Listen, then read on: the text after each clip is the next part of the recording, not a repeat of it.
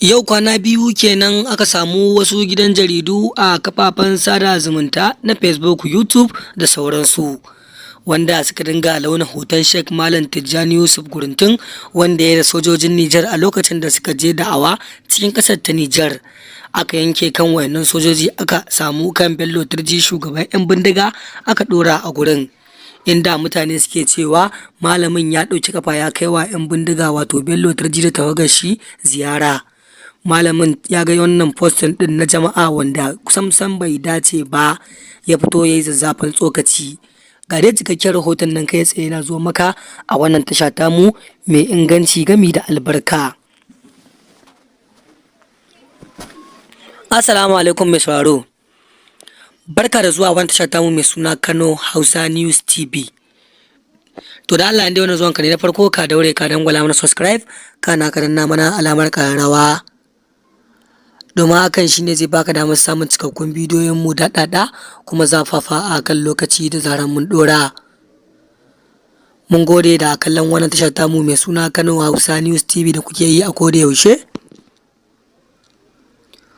Godiya ta musamman ga dukkan masu sauraron mu a cikin wannan channel ɗin tamu mai ɗimbin albarka.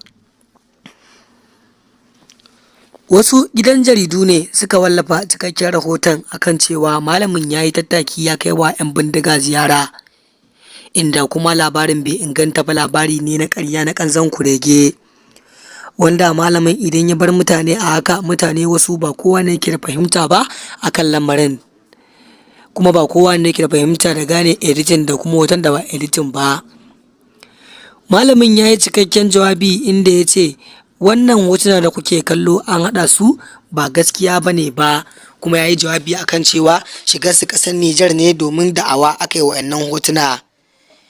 Malamin ya yi jawabi dalla-dalla wanda duk wanda yake da fahimta akan shafin nashi na Facebook zai tabbatar da cewa labarin na ƙarya ne ba na gaskiya ba. Sannan kuma malamin ya ƙara da cewa Allah ya tsare mana malamanmu gabaki ɗaya daga masharranta.